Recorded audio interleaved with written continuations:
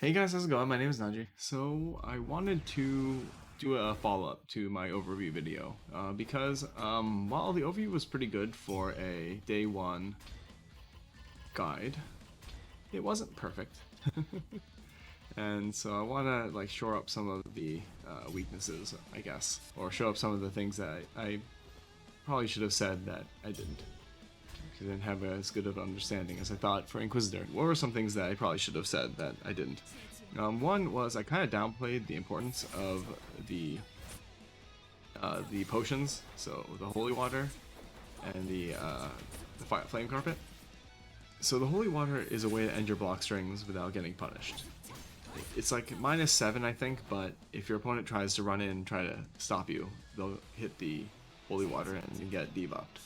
And I did talk about the debuff and how great it is in combos, and that's all true. But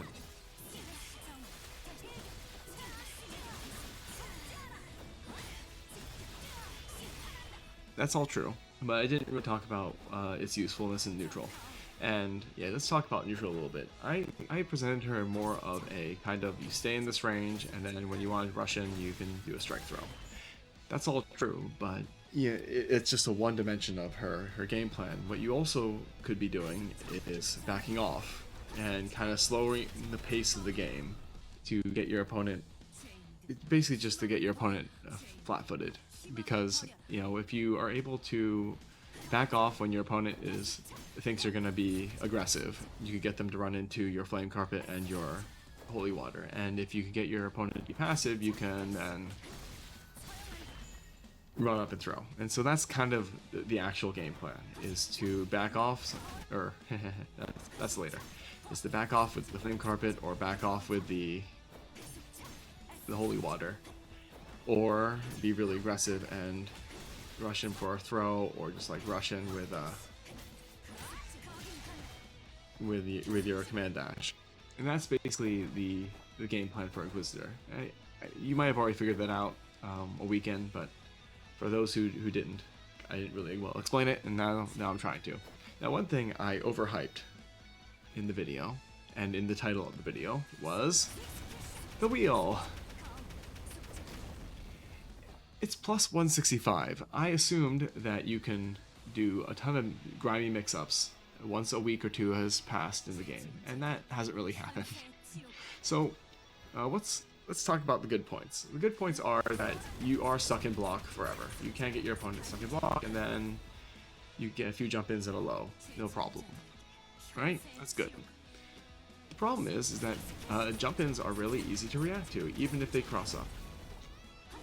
And so they're not really that threatening, even though it looks really threatening just watching watching the game being played. Another thing you could do is cross up with your 6C. That should be really strong, right? Well, let's have the computer do it and see, and just try blocking it.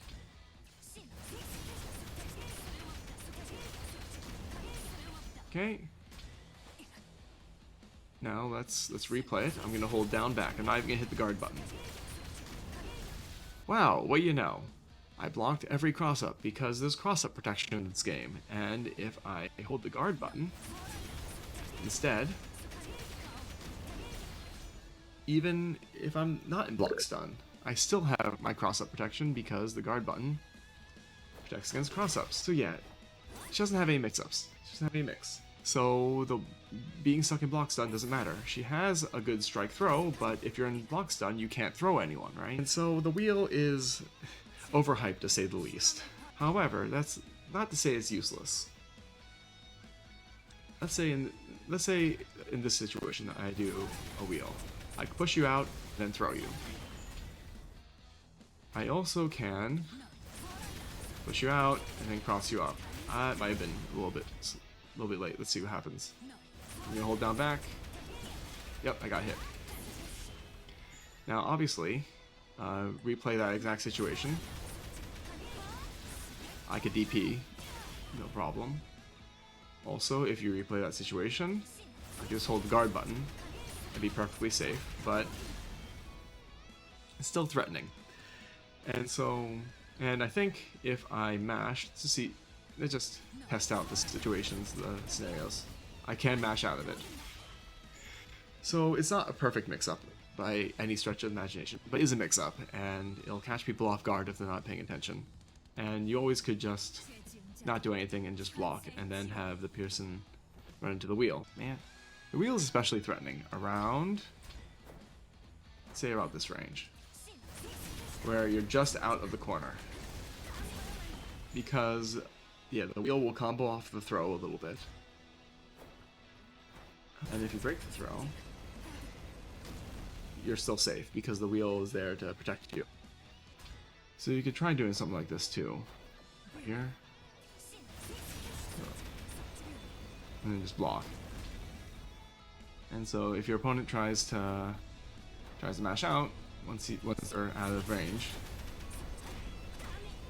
you get hit by the wheel. So of course, in this scenario, DPs go straight through it. And, you know, characters with better DPs than Inquisitor can pretty much hit you through the wheel, no problem. Like Troubleshooter, for instance. But it's still a pretty threatening situation, and it's good situation for Inquisitor to be. I think that's it for the wheel. Of course, oh yeah, there's one other thing. If you have white health, you can, for the low price of what, 170 mana, you can do a instant high or a empty jump low.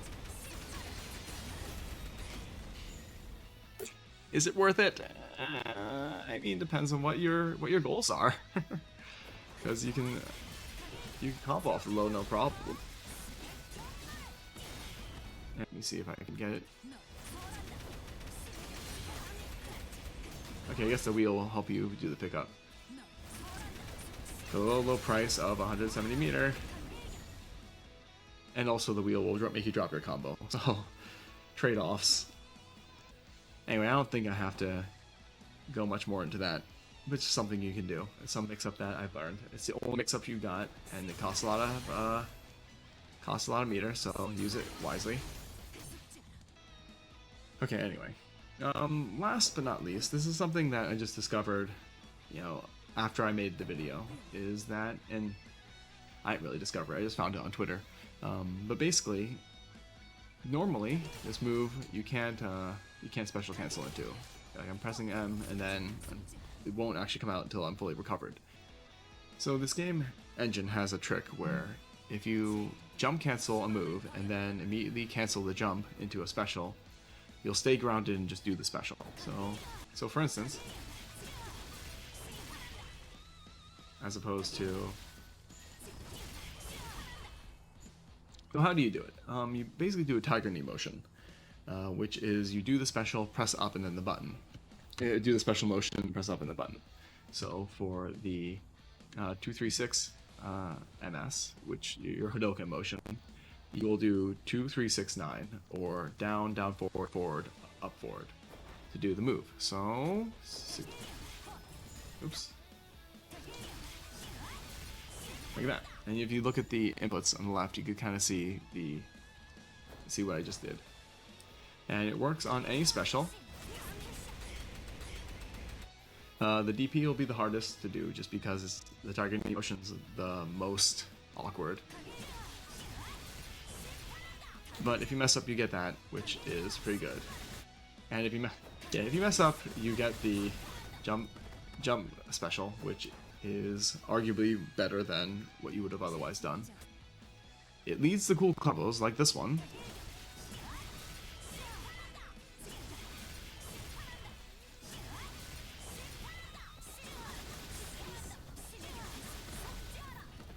Is it the most practical use of meter? I don't know. It seems like it did a lot of damage. Is it likely to happen from 6cc, which is very hard to hit with and very problematic if you get it blocked?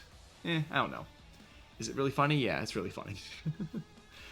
So yeah, that's pretty much it. Anyway, so this is pretty much all I wanted to update from the overview. I'm going to probably stick with Inquisitor for the long term, but I am going to try to play other characters as well. If you have a guide you specifically want, just let me know in the comments, and I'll try to prioritize that character. And yeah, otherwise, like and subscribe, and I'll catch you later.